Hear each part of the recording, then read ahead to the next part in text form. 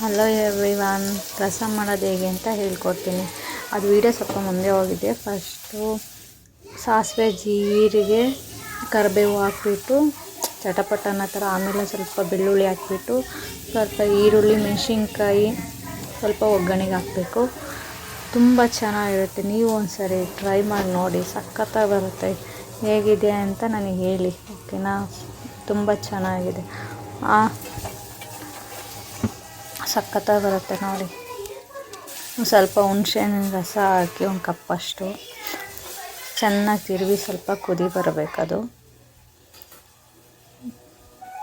ಕುದೀತಾ ಇದ್ದರೆ ಚೆನ್ನಾಗಿರುತ್ತೆ, ಒಂಥರ ಘಮ ಘಮ ಘಮ ಅಂತ. ನೋಡಿ, ಸ್ವಲ್ಪ ಕುದಿ ಬರ್ತಾ ಇದೆ ಅಲ್ವಾ?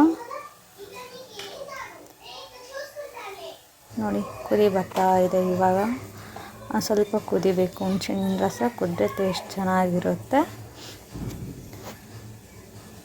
ನೋಡ್ತಾ ಇದ್ದೀರಲ್ವ?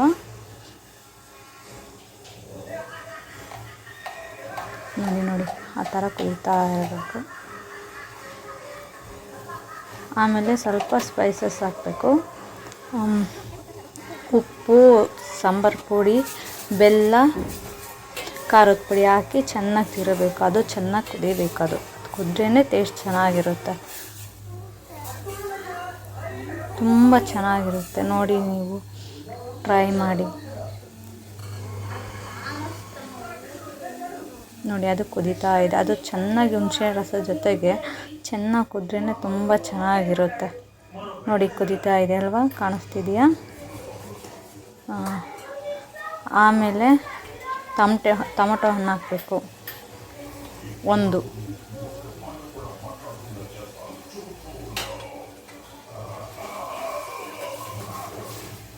ನೋಡಿ, ಟೊಮೊಟೊ ಹಾಕಿ ಚೆನ್ನಾಗಿ ಇರಬೇಕು. ಸ್ವಲ್ಪ ಅದು ತಳ ಹತ್ತಬಾರ್ದು, ಅದು ಹಾಗಾಗಿ